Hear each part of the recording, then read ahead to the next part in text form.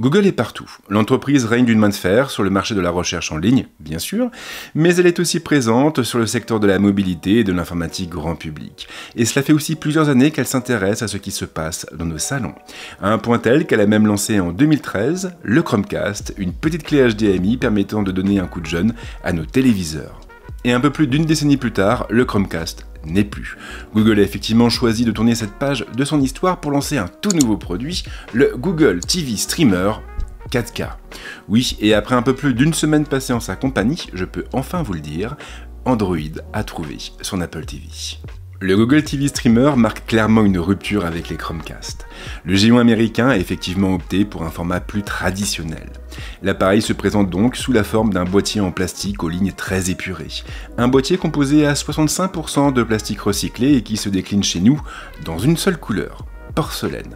Une couleur suffisamment neutre pour se fondre dans n'importe quel intérieur. La connectique se limite à l'essentiel. Les ports, tous regroupés à l'arrière, sont ainsi au nombre de 3. Un USB-C pour l'alimentation, un Ethernet Gigabit et un HDMI 2.1.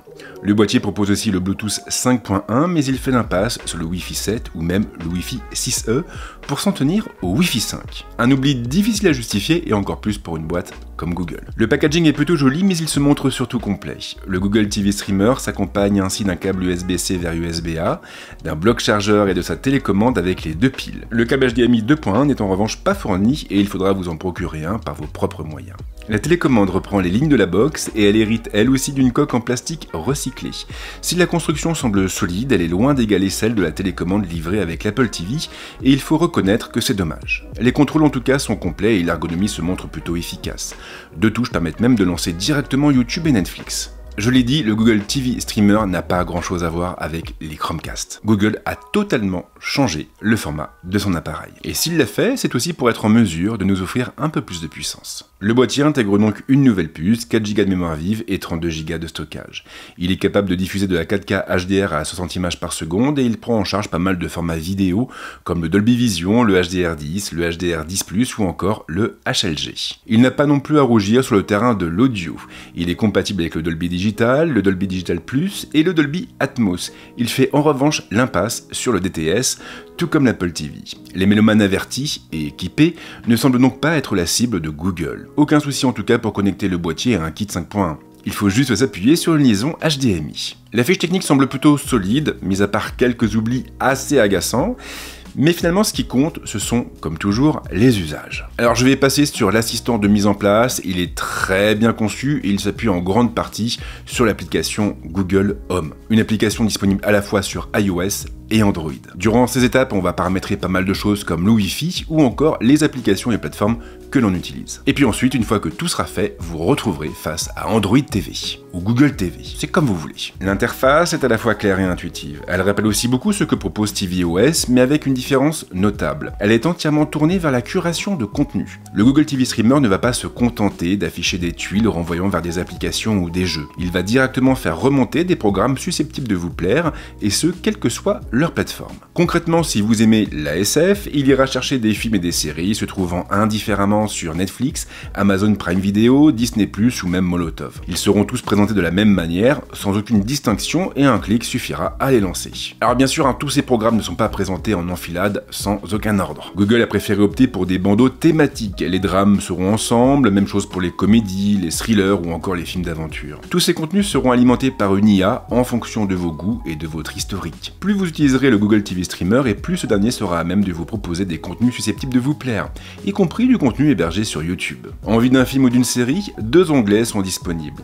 Ils filtreront les contenus proposés en fonction de leur nature. Et pour moi, clairement, l'un des points forts de ce produit, c'est qu'il n'y a pas de cloisonnement entre les différentes plateformes de streaming. À l'heure actuelle, quand vous utilisez par exemple une Apple TV, ce qui est mon cas, vous devez lancer Netflix, puis ensuite Amazon Prime Video, puis ensuite Apple TV pour connaître les différentes nouveautés. Là, vous n'avez rien à faire, elles s'afficheront directement sur la page d'accueil, correctement classées. Et ça, j'avoue que c'est vraiment très bien pensé. Surtout que ce décloisonnement ne vaut pas uniquement pour les programmes. La recherche se veut elle aussi universelle. Concrètement, donc, si vous avez en tête le nom d'une série ou d'un film, il suffira de le taper ou de le dicter et le Google TV Streamer trouvera automatiquement le programme associé, quelle que soit sa plateforme d'hébergement. Vous n'aurez donc pas besoin de lancer à chaque fois la recherche de Netflix, de Prime Video ou encore de Disney+ pour trouver du contenu susceptible de vous plaire. Côté jeu, eh bien Android TV en propose pas mal aussi, et il tourne correctement sur le TV Streamer. Il faudra en revanche vous assurer de connecter une manette à la box, certains titres ne pouvant fonctionner sans. Ici, vous n'aurez d'ailleurs pas à chercher très loin puisque l'appareil prend en charge à peu près tous les contrôleurs,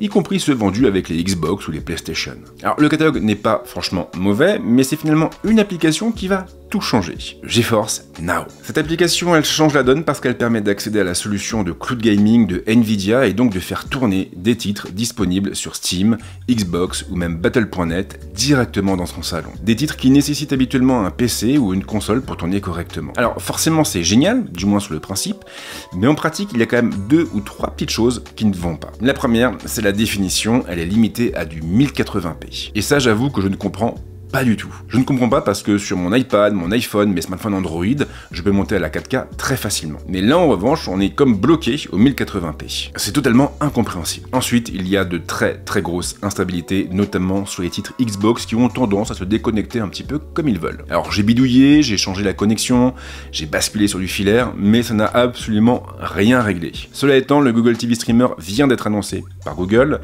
Il sera disponible à la vente à partir de demain, et j'imagine que tous les éditeurs n'ont pas encore eu l'occasion de patcher leurs applications ou leurs jeux. Avec un peu de chance donc, la situation devrait s'améliorer dans ces prochaines semaines. En tout cas, je l'espère. Et sans surprise, bien sûr, le Google TV Streamer fait aussi la part belle à la domotique. Il pourra même faire office de hub pour Matter et Google Home. Après avoir donné les autorisations habituelles, vous pourrez donc l'utiliser pour contrôler l'ensemble de vos appareils connectés.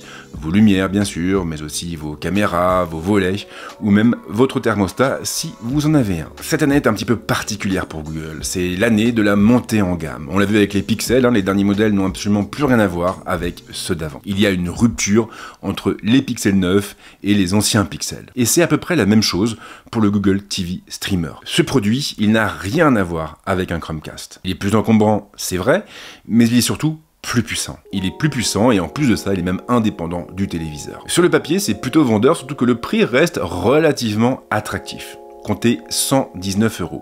Alors oui, c'est beaucoup plus cher qu'un Chromecast 4K, je crois qu'on est à peu près 50 € au-dessus, mais ça reste plus accessible qu'une Apple TV. Un écart de prix qui devrait du même coup jouer en la faveur de la petite box de Google, et qui devrait aussi beaucoup intéresser les personnes qui sont justement dans l'écosystème de la firme. Et vous justement, qu'est-ce que vous en pensez de ce Google TV Streamer? Vous êtes plutôt pour, plutôt contre? Vous regrettez les Chromecast? Dites-le dans les commentaires et bien sûr, pensez à vous abonner. Merci en tout cas de m'avoir suivi jusque-là et comme d'habitude, je vous souhaite de passer un très bon week-end ou une très bonne semaine et c'est promis, on se retrouve très vite avec d'autres contenus ici, mais également ailleurs. Ciao!